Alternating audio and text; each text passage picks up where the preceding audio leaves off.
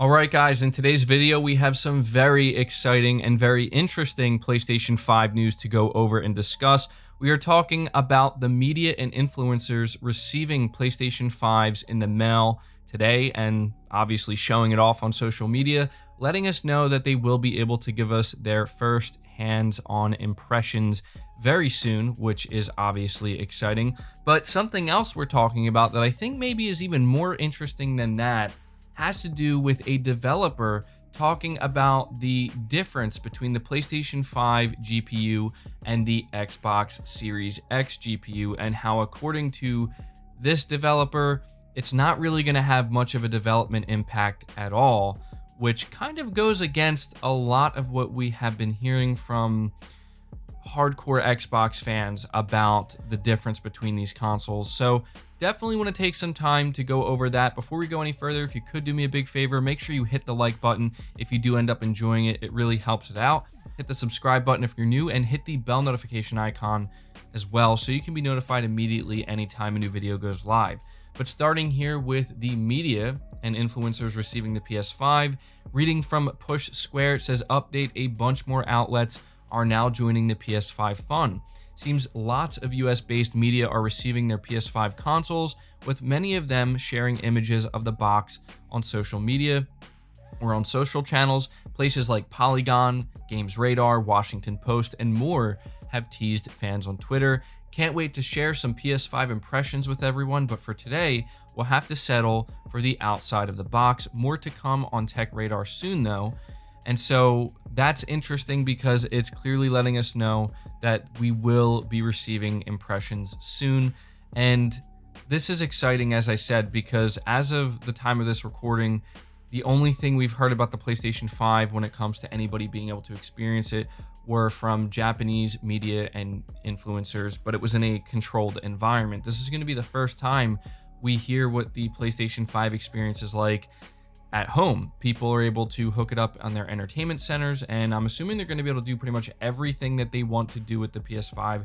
They're going to be able to really dive deep with the UI and test out backwards compatibility. I assume they're going to be able to play new games such as Demon's Souls and Spider-Man and all that stuff. And so, you know, at this point, we just have to kind of wait to see how much Sony is going to let them talk about it. I'm assuming because we're this close to launch, Sony's going to let them pretty much talk about anything and everything regarding the PS5. I mean, they're going to be giving their impressions, so I'm assuming they're going to be honest and let us know what they like, what they don't like. And, you know, here's hoping that it's pretty much nothing but universal positive praise, because, I mean, this is exciting, right? So it will be very interesting. I have to say, I'm a little bit jealous. It's tough to see people, you know, showing off the images and the pictures of them receiving the PS5 in the mail and at their doorstep. Obviously, it would be great if all of us could get ours now, but we're going to have to be a little bit more patient. But in the meantime, I will be covering this for you guys, and anything interesting we learn about the PS5 in, you know, the weeks leading up to launch, I will certainly cover it here and make you guys aware of what's being said about it. So really exciting stuff here. At this point, I'm ready to go. I notice a lot of you are as well. A lot of the comments I see are you guys just saying how you cannot wait for launch day to be here. The wait is becoming nearly unbearable, but we're almost there. We just got to wait a little bit longer. So at least we will have impressions to hold us over in the meantime. But moving on from that and talking about what this developer had to say about the GPU difference, or the GPU gap between both next-gen consoles. This is very interesting, and I'm going to be really interested to see what you guys have to say about this. But it says here, in the next-gen race, while the PS5 boasts its blazingly fast SSD, the Xbox Series X touts other advantages, chief among them being its GPU, which at 12 teraflops outmatches the PS5's 10.28 teraflops of GPU power, at least as far as pure numbers are concerned. The question, of course, is if this will end up making any difference from a development perspective. For instance, will developers exclusively working on the Xbox Series X be able to do more with the GPU than multi-platform developers who also have to work with the PS5 specs? Now, I want you guys to pay attention to the way this question is being phrased, because what it's trying to determine is how big of a difference the GPU inside of the Xbox Series X, it being 12 T-flops, how much of a difference is it going to make for exclusive games?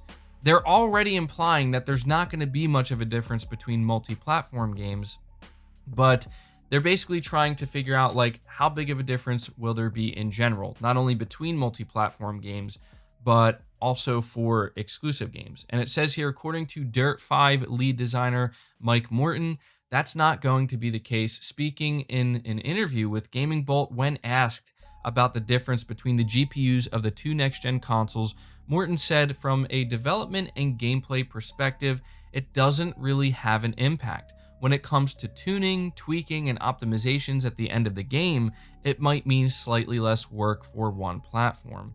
Of course, it's worth noting that on top of all that, multi-platform developers will also have to keep the Xbox Series S's much less powerful GPU in mind, which means the gap between the PS5 and the Series X is going to end up being irrelevant. Now, that's their words, not mine. They're being pretty intense. They are saying it'll be completely irrelevant, but honestly, pay attention to what this developer is saying. It is worth noting that this is a developer working on the title, that title being Dirt 5, that was just showcased on the Xbox Series X. What's interesting is, if you watch my video where I talked about that, I told you I wasn't all too impressed, not necessarily with the game itself. I think the game is fine. I was just a little bit confused as to why Microsoft would want this to be the first title that they show off, the first multi-platform title they show off on the Series X, official Xbox Series X gameplay. It just seemed a little bit, unimpressive to me, considering how powerful the Xbox is on paper. Again, Dirt 5 looks fine, it's nothing against them, but what I did notice is a lot of the hardcore Xbox fan base really rally behind this game, saying that what was shown off was impressive. Look at that 120 FPS mode. It's doing a good job showing off what the Series X is capable of, and it's only going to get better.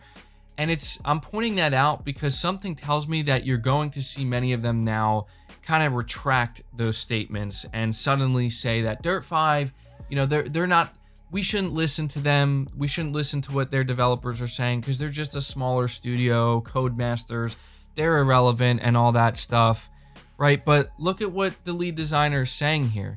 He's saying that from a development and gameplay perspective, it's not going to make a difference. That's basically what he's trying to say, is that the only difference it may have, and to be honest, I'm not sure that he's even referring to the Xbox Series X when he refers to one platform requiring slightly less work when it comes to tweaking, tuning, and optimization, because as this article points out, and as we've heard from other developers expressing their concern, he could very well be talking about the Xbox side of things here, because we do have to remember that when developers are making their games for PlayStation, they just have to kind of factor in the PS4, the PS4 Pro, and the PS5. And from what we've heard, going from the PS4 and PS4 Pro to the PS5 is seamless, like extremely easy, to the point where developers love it.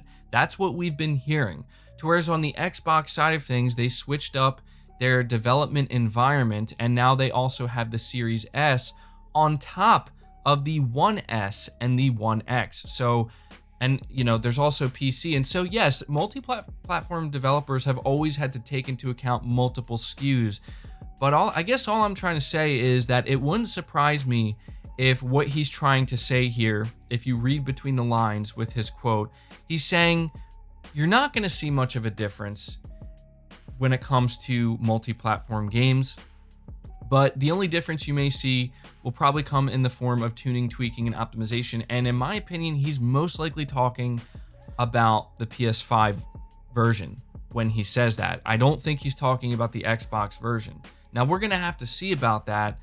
That's just an assumption on my part. Now, he doesn't really directly answer the question here as to whether or not, the Series X having the